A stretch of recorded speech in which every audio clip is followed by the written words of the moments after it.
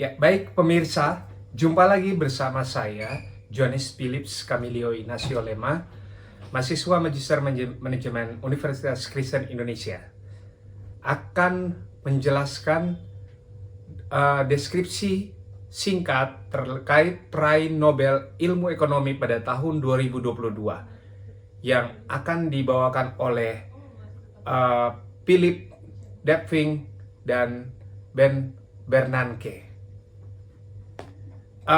Saya akan menjelaskan bagaimana ketika Philip Debving dan Bernanke dapat meraih Nobel Ilmu Ekonomi pada tahun 2022 tersebut. Depresi besar pada tahun 1930-an melumpuhkan perekonomian dunia selama bertahun-tahun dan menimbulkan dampak sosial yang sangat luas. Namun, krisis keuangan berikutnya dapat ditangani dengan lebih baik berkat wawasan riset dari para peraih Nobel Ilmu Ekonomi di tahun ini. Bernanke dan Philip Debving, mereka menunjukkan pentingnya mencegah runtuhnya bank secara luas. Kita semua tentunya memiliki hubungan dengan bank. Pemahaman rutin kita ini disimpan di rekening bank dan dapat kita menggunakan sarana pembayaran bank seperti aplikasi mobile banking ataupun kartu kredit dari bank itu sendiri saat berbelanja di supermarket atau membayar tagihan restoran. Pada suatu titik dalam hidup, banyak dari kita memerlukan peminjaman bank dalam jumlah yang besar. Misalnya untuk membeli rumah atau apartemen dan sebagainya. Hal yang sama berlaku bagi dunia usaha, bagi mereka yang memerlukan dan menerima pembayaran serta membiayai investasinya. Dalam sebagian besar kasus layanan-layanan ini juga disediakan melalui bank. Kita cenderung menganggap remeh bahwa layanan tersebut akan selalu berfungsi sebagaimana mestinya, kecuali adanya gangguan teknis singkat. Namun, terkadang seluruh atau sebagian sistem perbankan gagal dalam krisis keuangan pun dapat terjadi. Bank-bank penting runtuh, peminjaman menjadi mahal, atau bahkan tidak tersedia. Dan jika properti serta aset lainnya anjlok, itu tidak dapat dihentikan. Dan seluruh perekonomian dapat masuk ke dalam spiral penurunan dengan pengangguran dan kebangkrutan bank akan terjadi meningkat secara lebih cepat. Beberapa keruntuhan ekonomi terbesar dalam sejarah ini adalah merupakan krisis keuangan. Nah, yang menjadi pertanyaan penting tentang bank adalah, jika runtuhnya perbankan dapat menimbulkan kerusakan sedemikian besar, apakah kita bisa dapat hidup tanpa bank? Ataukah haruskah bank selalu tidak stabil, dan jika iya, mengapa alasannya? Bagaimana masyarakat dapat meningkatkan stabilitas sistem perbankannya sendiri? Mengapa dampak krisis perbankan berlangsung begitu lama? Dan jika bank gagal, mengapa bank baru tidak bisa segera didirikan agar perekonomian lebih cepat pulih kembali? Pada awal tahun 1980-an, para peraih Nobel seperti Ben Bernanke dan Philip Debving meletakkan fondasi ilmiah bagi riset modern mengenai isu-isu tersebut melalui 3 artikel penting. Melalui analisa statistik dan riset sumber sejarah, Bernanke juga menunjukkan bagaimana kegagalan bank memainkan peran dalam menentukan depresi global pada tahun 1930-an. Krisis ekonomi terburuk dalam sejarah modern adalah runtuhnya sistem perbankan yang menjelaskan mengapa kemerosotan ekonomi tersebut bukan hanya dalam bank itu sendiri, tetapi juga berlangsung secara lama daripada keberlangsungan eksistensi bank yang ada. Riset Bernanke menunjukkan bahwa krisis perbankan berpotensi menimbulkan konsekuensi yang sangat katastrofik. Wawasan ini menegaskan pentingnya regulasi perbankan yang berfungsi dengan baik dan yang menjadi dasar kebijakan ekonomi paling penting selama krisis keuangan pada tahun 2008 hingga 2009 yang lalu. Pada saat itu, Bernanke menjabat sebagai Kepala Bank Sentral Amerika Serikat atau Federal Reserve dan dapat menerapkan pengetahuan dari riset ke dalam bentuk kebijakan. Kemudian ketika pandemi melanda pada tahun 2020, berbagai langkah besar diambil untuk menghindari krisis keuangan global. Wawasan para peraih Nobel berperan penting dalam menjelaskan krisis terakhir tersebut yang tidak berkembang menjadi depresi baru dengan dampak sosial yang menghancurkan. Krisis perbankan menyebabkan depresi.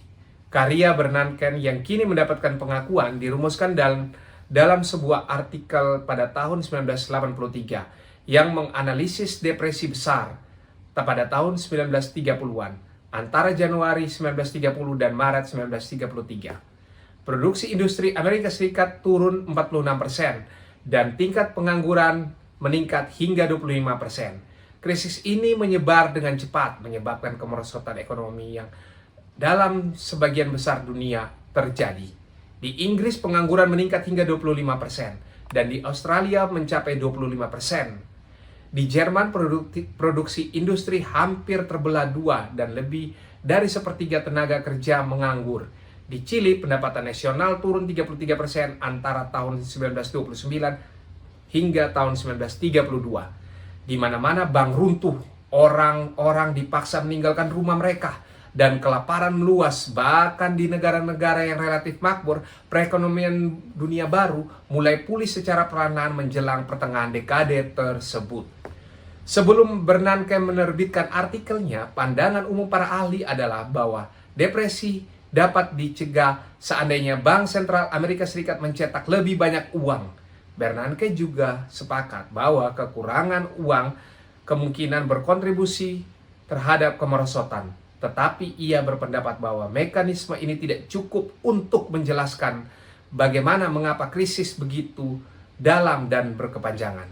Sebaliknya, Bernanke menunjukkan bahwa penyebab utama adalah menurunnya kemampuan sistem perbankan untuk menyalurkan tabungannya ke investasi produktif. Depresi dimulai dengan resesi yang relatif normal pada tahun 1929. Tetapi pada tahun 1930 berkembang menjadi krisis perbankan. Jumlah bank berkurang setengah dalam waktu 3 tahun. Dalam banyak kasus akibat bank run itu sendiri akibat terjadi adanya para penabung menjadi khawatir akan keberlangsungan hidup bank itu sendiri dan bergegas menarik simpanannya. Akibatnya bank itu bisa saja jadi bangkrut. Jika cukup banyak orang yang melakukan hal ini secara bersamaan, cadangan bank tidak mampu menutupi seluruh penarikan dan bank terpaksa menjual asetnya secara darurat dengan kerugian yang secara besar. Pada akhirnya, hal ini dapat mendorong bank ke arah kebangkrutan. Ketakutan akan bank run itu sendiri, lanjutannya menyebabkan simpanan di bank-bank yang tersisa terus menurun. Dan banyak bank enggan memberikan pinjamannya yang baru kepada para nasabah yang baru untuk melakukan peminjaman. Sebaliknya, simpanan diinvestasikan ke aset yang dapat segera dijual jika penabung tiba-tiba ingin menarik uangnya kembali. Kesulitan memperoleh peminjaman bank ini membuat dunia usaha sulit membiayai investasinya, serta menimbulkan kesulitan keuangan besar bagi petani dan rumah tangga. Hasilnya adalah resesi global terburuk dalam sejarah modern. Sebelum studi Bernanke, persepsi umum adalah bagaimana krisis perbankan merupakan akibat dari melemahnya ekonomi, bukan penyebabnya, melainkan justru menunjukkan bahwa runtuhnya bank bersifat menentukan dalam mengubah resesi menjadi depresi yang dan dalam waktu yang berkepanjangan. Ketika sebuah bank bangkrut, hubungan antara bank dan para peminjamnya terputus. Hubungan ini mengandung modal pengetahuan yang diperlukan agar bank dapat mengelola peminjaman secara efisien. Bank mengenal para peminjamnya, memiliki informasi rinci tentang penggunaan dana pinjamannya, serta persyaratannya yang diperlukan agar peminjamnya dapat dilunasi. Membangun modal pengetahuan semacam ini, begitu saja dialihkan ke pemberi peminjaman yang lain ketika sebuah bank gagal, dan oleh karena itu, memperbaiki sistem perbankan yang runtuh dapat memakan waktu secara bertahun-tahun. selama ini perekonomian berfungsi sangat buruk. Bernanke menunjukkan bahwa ekonomi baru mulai pulih ketika negara akhirnya menetapkan langkah-langkah kuat untuk mencegah kepanikan bank terus bertambah. Mengapa bank diperlukan? Untuk memahami mengapa krisis bank dapat berdampak besar bagi masyarakat, kita perlu memahami bahwa apa yang sebenarnya dilakukan oleh bank, menerima dana dari para penabung dan menyalurkannya kepada para peminjam. Perantaraan keuangan ini jauh lebih dari sekedar pemindahan mekanisme, karena terdapat konflik mendasar antara kebutuhan para penabung dan investor.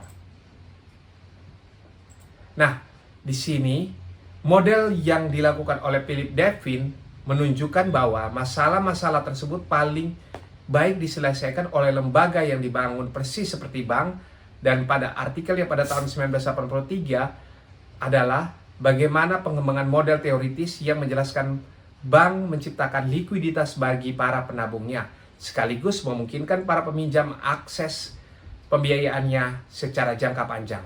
Meskipun model ini relatif sederhana, ia menangkap mekanisme inti perbankan, mengapa perbankan bekerja, tetapi juga mengapa sistem ini secara inheran rentan dan karenanya membutuhkan regulasi yang paling terbaik. Oleh karena itu, cara bank dalam menciptakan uang karena adanya likuiditas. Menurut Philip Devin, uang dalam rekening penabung merupakan kewajiban bagi bank, sementara aset yang bank miliki terdiri dari peminjam ke proyek-proyek yang berlangsung secara jangka panjang. Aset bank memiliki jatuh tempo yang panjang, karena bank menjanjikan kepada peminjamnya bahwa mereka tidak harus melunasi pinjamannya lebih awal. Sebaliknya, kewajiban bank memiliki jatuh tempo yang pendek, penabung dapat mengakses uangnya kapan saja, berfungsi sebagai perantara yang mengubah aset berjangka panjang menjadi rekening yang berjangka pendek.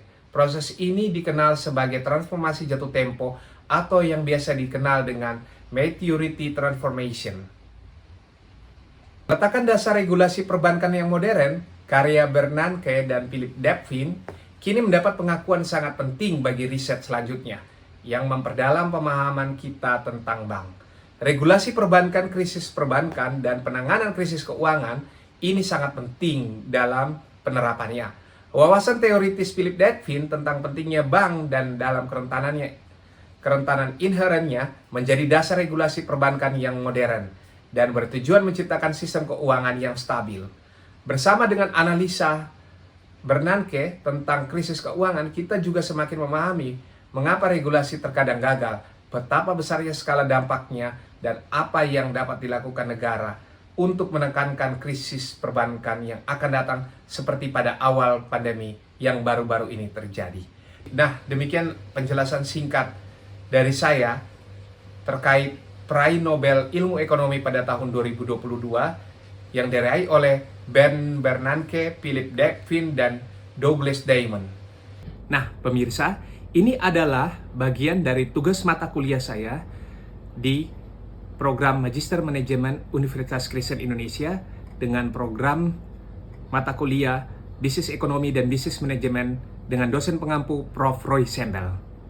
Mohon maaf apabila ada kesalahan yang saya sampaikan dalam penjelasan-penjelasan ini. Dan sampai jumpa di channel YouTube saya, di akun-akun video-video saya selanjutnya. Terima kasih.